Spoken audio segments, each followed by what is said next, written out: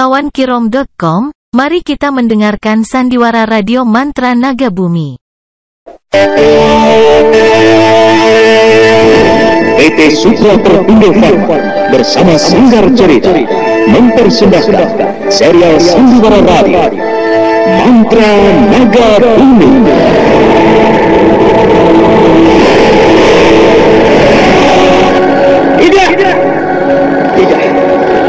Tidak mungkin, Nimas.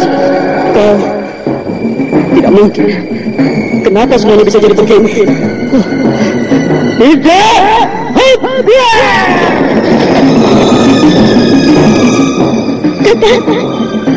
Kata yang ini. Kakak, kenapa kau tinggalkan aku, kakak? Kenapa?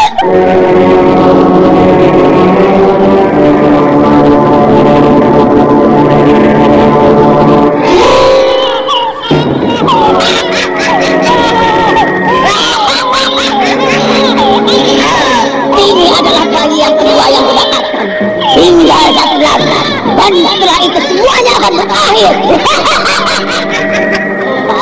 Aku akan sempurna, dan itu berarti kematian bagi kalian semua orang-orang berjika.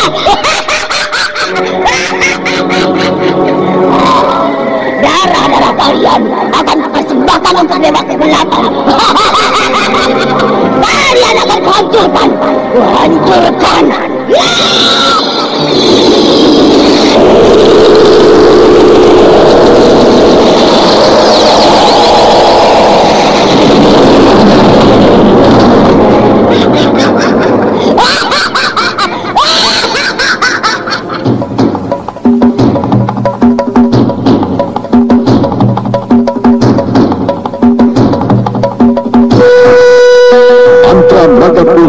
Sebuah kisah misteri tentang hilangnya kitab lawang Butuh dan Mahkota Bil, lambang keperkasaan Mataram kala itu.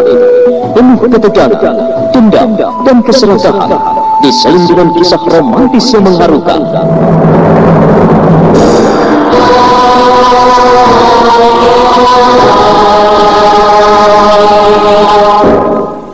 Mantra Naga Bumi, ide cerita Totot Prambanan, naskah disusun dan ditulis oleh Chandra Argadinata, teknik dan montase Novin Nuh, ilustrasi musik Frans Harius, dengan sutradara Dian Pertiwi.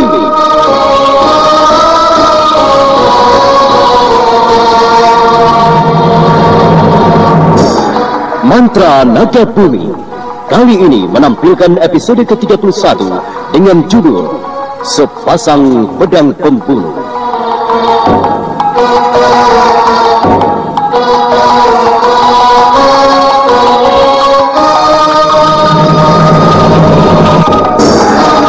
Dalam seri yang ke-18 ini didukung oleh para pelakon Ferry Fadli sebagai Rangga Guni, Sulistiawati sebagai Wilantika, Suryadin Tanjung sebagai Ki Tegarwaja, Ananta sebagai Kilarungga, Buan Nergis Mulyono sebagai Raden Pasupati, dan Nusri Nurdin pengantar cerita.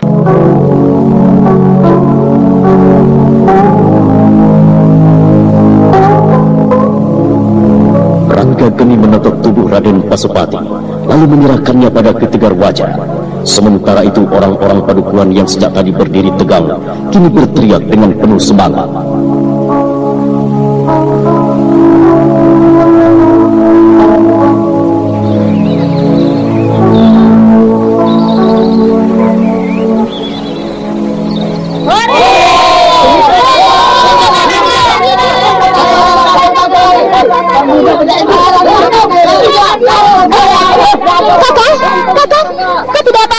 Tidak apa-apa nih, Mas. Tenanglah.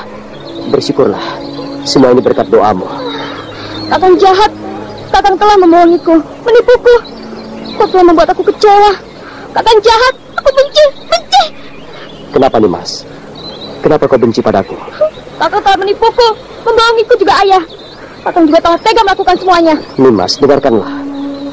Aku sadar dengan semua yang aku lakukan. Tapi panjang ceritanya, Nimas.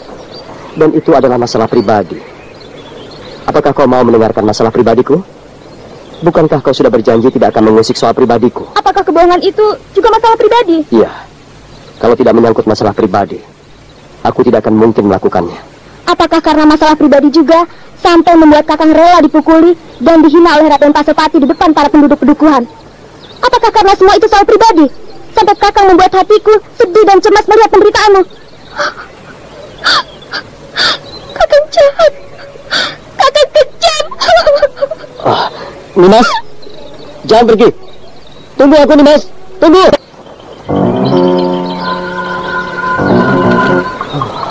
Bagaimana ini? Apa yang harus aku lakukan? Nimas Wilantika merajuk. Dia menangis dan berlari. Aku tak mengerti apa yang harus aku lakukan.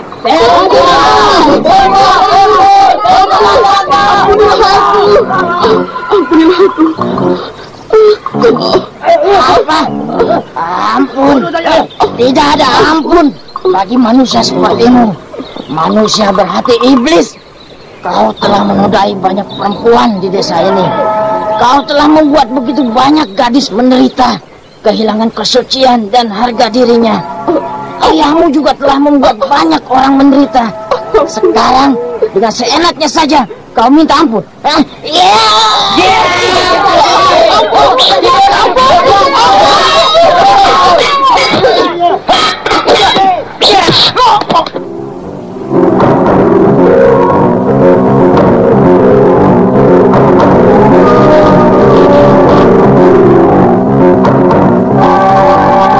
Orang-orang desa Padukuhan Segenggam yang selama ini menyimpan dendam pada keluarga Raden Pasopati dengan tanpa memperdulikannya lagi langsung memukul dan menyeret Raden Pasopati.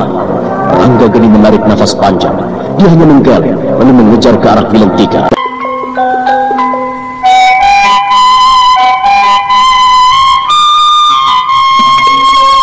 Anda sedang mendengarkan Rafanda Channel.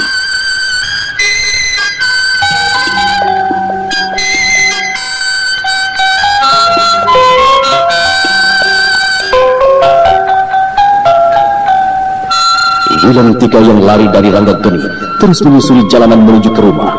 Orang-orang desa Padukuhan banyak yang memandang ke arah gadis itu sambil melongo tak mengerti. Tak lama kemudian, Ranggageni sudah berada di sisi Wilantika. Dia memegang tangan gadis itu.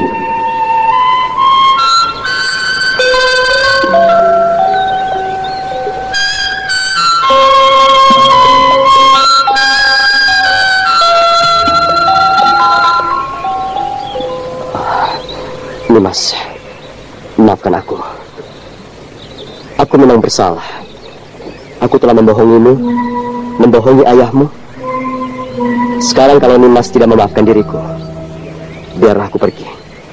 Biarlah aku tinggalkan desa ini.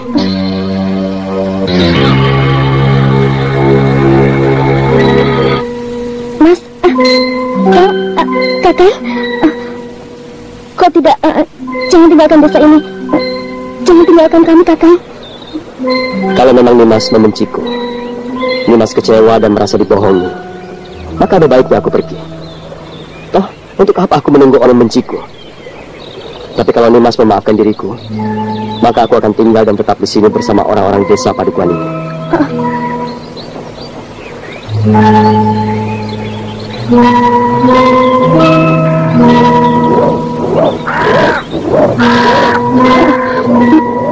Ada apa itu, Kakak?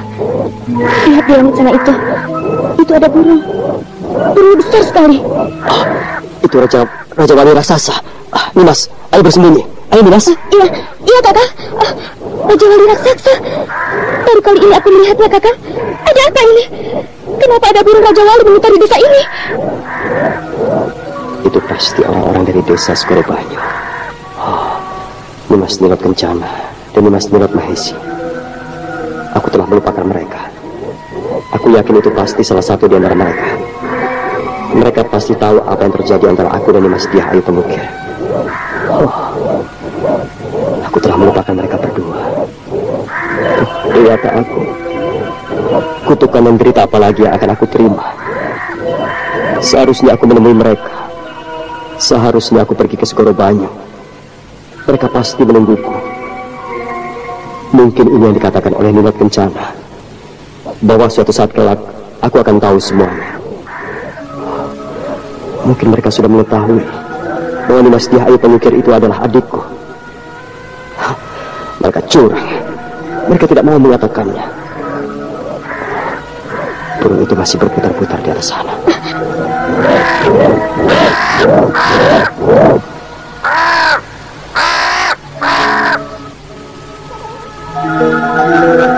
Kakak, kenapa kau melamun memandang burung itu? Apakah kakak pernah bertemu dengan sebelum ini?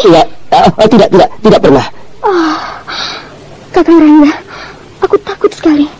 Aku ngeri melihatnya. Aku takut, kakak. Lihat, kakak. Dia terus mengitari desa ini. Itu, lihatlah, kakak. 2 ekor. Burung itu sepasang, kakak. Mereka, aku takut, kakak. Dia, kakak. Mereka merendah. Aku yakin mereka itu pasti Nimas Niwat Kencana dan Nimas Mahesi. Mereka pasti tahu aku berada di desa ini karena melihat bola kacanya. Mereka pasti mencariku. Ya, kalau sampai mereka turun, apa yang harus aku lakukan? Kenapa kakak diam? Ada apa, kakak? Apakah kakak takut? Iya, aku takut, Nimas. Kakak bisa mengalahkan rombongan penjahat sebanyak tadi. Sekarang kenapa kakak takut? Kakak bisa menghadapi mereka, menghadapi kedua ekor burung apabila mereka menyerang penduduk. Kakak, mereka semakin merendah. Di persembunyiannya, Wilantika memeluk Rangga Gede dengan sekuat tenaga. Gadis itu gemetaran. Dia ketakutan setengah mati. Sementara itu, Ki-Tegar Wajah dan para penduduk lainnya juga terkesima. Semuanya memandang ke atas, ke arah 2 ekor Raja Wali yang berputar-putar semakin lama semakin rendah itu. Ki Warungga, kenapa tiba-tiba ada sepasang Raja Wali raksasa mengitari desa Pedukuhan ini? Ada apa ini? Pertanda apa semua ini? Itu burung peliharaan Ki Barangsangan. Kedua burung itu akan menghancurkan kalian semua. Rasakan kalian semua. Rasakanlah. Hei Raja Wali, di sini aku. Tolonglah aku.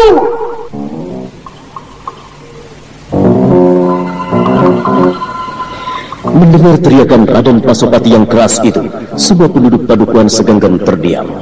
Mereka tiba-tiba menjadi takut, apalagi ketika Raja Wali itu menukik perlahan ke bawah.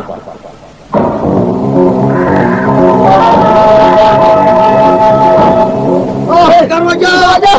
Mereka menukik! Mereka menukik! Tegar Wajah, apa yang harus kita lakukan? Apakah kita akan melawan kedua Raja Wali itu?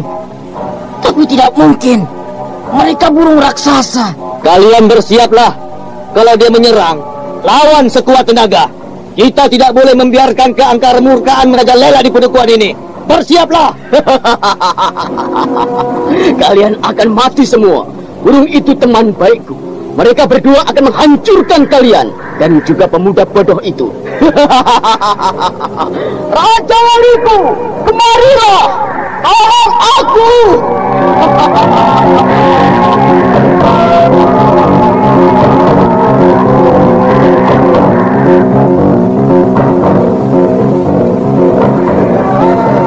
Apakah benar apa yang dikatakan oleh Raden Pasopati, bahwa sesungguhnya burung Raja Wali itu peliharaan Ki Barangsangan yang tadi dibuntungi Nak Mas Rangga? Kalau memang iya, berarti dia akan membebaskan Raden Pasopati. Kalian bertiga, jangan lepaskan orang itu. Apapun yang terjadi, jaga dia. Biar kami yang menghadapi Raja Wali itu. Ya, Tegar Wajah. Kalian tidak akan menang. Kalian akan mati semuanya. Ya. Raja, Raja Wali, tolong aku.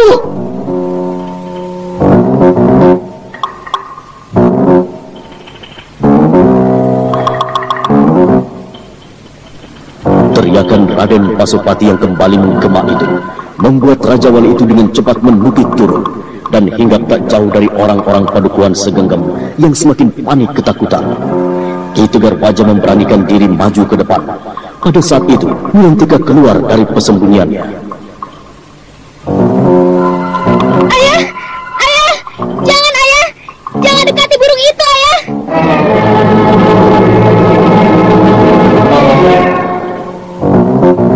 Nama 93, tahan! Jangan mendekat! bersembunyi saja. Tidak, tidak, aku tidak mau pergi.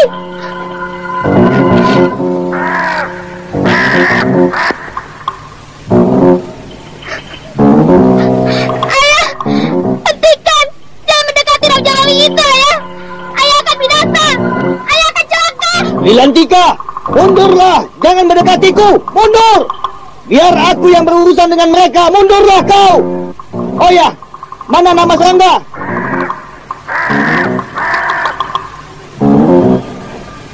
Mas, mundurlah. Dengarkan perkataan ayahmu.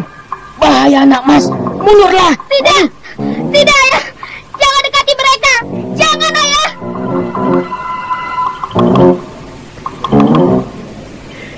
Namun Ki Tegar Wajah tak menghiraukan teriakan anaknya. Dia langsung mendekati burung Raja Wali yang besar itu. Kedua burung itu saling pandang beberapa saat, lalu terdengar mereka berteriak lagi.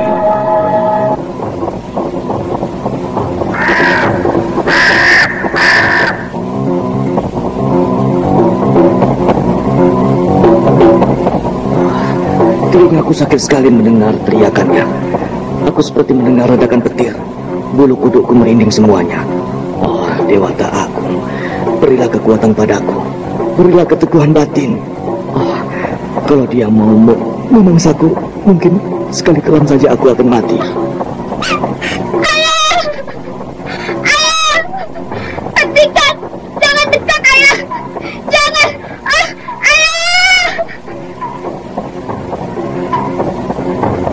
Anda sedang mendengarkan Rifanda Channel. Ki Tegar Wajah menarik nafas panjang. Dia berusaha untuk tidak memperdulikan teriakan anaknya. Dia kembali melangkah. Kini jarak antara dia dengan kedua ekor Raja Wali raksasa itu hanya beberapa tombak saja. Sekali sambar tubuh Ki Tegar Wajah akan menjadi santapannya. Para penduduk padukuhan tak ada yang bersuara. Semuanya menahan nafas.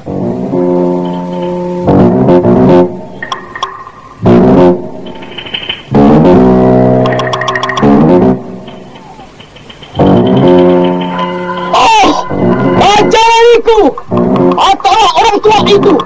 Dia yang menyebabkan orang tuaku mati. Dia yang menyebabkan keluargaku tewas. Dia yang membuat aku menderita. Hayo, sambil dan tulang tubuhnya. Lakukanlah untukku. Hayo Raja Wali, lakukanlah.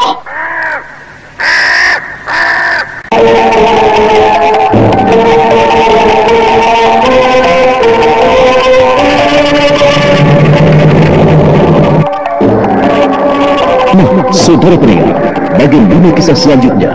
Apakah yang akan terjadi? Apakah burung itu benar-benar akan menuruti perintah Raden Pasopati? Untuk mengetahui jawabannya, ikuti terus serial Mantra Naga Bumi ini pada seri berikutnya di radio kesayangan Anda. Sampai jumpa.